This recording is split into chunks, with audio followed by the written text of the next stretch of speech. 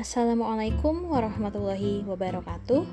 Perkenalkan, kami kelompok 8 dari kelas 4 PA26 untuk mata kuliah Psikologi Eksperimen, dan kelompok kami beranggotakan 5 orang, mulai dari Adinda Ayu Paramita, Anissa Rosi Pratiwi, Marlin Hendian, Sekar Ayu Silihwangi, dan Virgi Nurul Fadilah. Selamat menyaksikan video presentasi dari kami. Between Subject Design atau desain antar kelompok adalah rancangan eksperimen yang melibatkan kelompok orang yang berbeda dalam masing-masing kondisi perlakuan. Pendekatan ini memiliki beberapa tujuan dan manfaat, antara lain yang pertama membandingkan efek perlakuan. Dengan menggunakan desain ini, peneliti dapat lebih jelas membandingkan efek yang dihasilkan oleh berbagai perlakuan. Yang kedua, menghindari efek pembelajaran dan juga keletihan. Salah satu keuntungan utama dari desain ini adalah menghindari masalah yang dapat muncul dari efek pembelajaran, learning efek, dan juga keletihan fatigue efek. Yang ketiga, meningkatkan kualitas eksternal. Desain ini juga meningkatkan kualitas eksternal karena subjek dalam berbagai kelompok mungkin mewakili populasi yang lebih luas dan juga beragam. Yang keempat, kontrol variabel luar. Dengan menggunakan kontrol grup yang terpisah, desain ini dapat membantu mengontrol variabel luar yang mungkin mempengaruhi hasil penelitian. Between Subject Design sendiri bertujuan itu untuk memberikan pemahaman yang lebih jelas tentang bagaimana perlakuan tertentu mempengaruhi hasil, sambil meminimalkan potensi bias yang dapat muncul dari pengaruh perlakuan yang berulang pada subjek yang sama. Pada Between Subject Design terdapat beberapa kelebihan utama yang menjadikannya pilihan tepat untuk eksperimen. Pertama, yaitu efisiensi waktu. Karena setiap kelompok hanya menerima satu perlakuan, proses eksperimen menjadi lebih cepat dibandingkan desain yang melibatkan pengulangan pada individu yang sama. Yang kedua, desain ini mampu menghindari efek carryover. Efek carryover adalah pengaruh dari perlakuan sebelumnya yang dapat mempengaruhi hasil eksperimen. Dengan memisahkan perlakuan pada kelompok yang berbeda, hasil yang diperoleh jadi lebih murni dan bebas dari bias.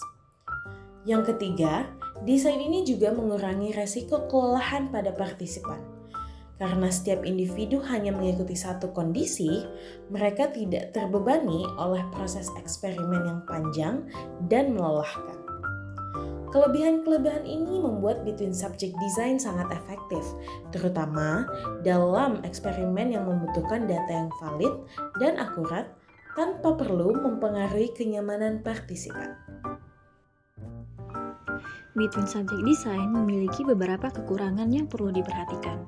Pertama, desain ini membutuhkan jumlah partisipan yang lebih banyak karena setiap kelompok hanya menerima satu perlakuan. Hal ini tentu mempengaruhi efisiensi penelitian.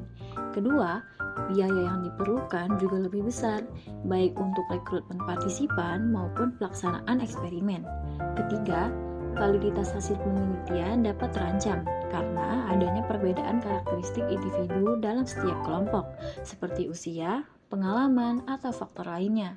Untuk mengurangi risiko ini, penting bagi peneliti untuk memastikan pembagian partisipan dilakukan secara acak agar hasil penelitian tetap akurat dan dapat diandalkan. Terdapat karakteristik pada Between Subject Design.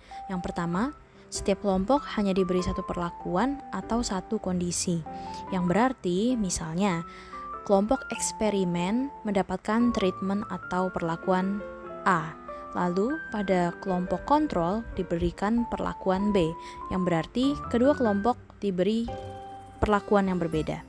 Lalu karakteristik yang kedua adalah perilaku tiap kelompok dibandingkan, karena pada Between Subject Design yang ingin dilihat adalah perbandingan dari kedua kelompok. Contoh dari desain penelitian ini adalah sebuah penelitian dengan judul Pengaruh Pemberian Storytelling Terhadap Kecerdasan Moral Anak Usia Sekolah yang dilakukan oleh Hidayah dan Setiawan pada tahun 2013 di SDN Tembok Luwung 01. Pada penelitian ini, peneliti membagi subjek ke dalam dua kelompok, yaitu kelompok eksperimen dan kelompok kontrol, berdasarkan hasil pengukuran skala kecerdasan moral. Setelah dibagi ke dalam dua kelompok, kelompok eksperimen lalu diberikan treatment yaitu storytelling sebanyak 4 kali. Sementara kelompok kedua atau kelompok kontrol tidak diberikan treatment sama sekali. Terima kasih telah menyimak video dari kami. Kurang lebihnya mohon maaf. Wassalamualaikum warahmatullahi wabarakatuh.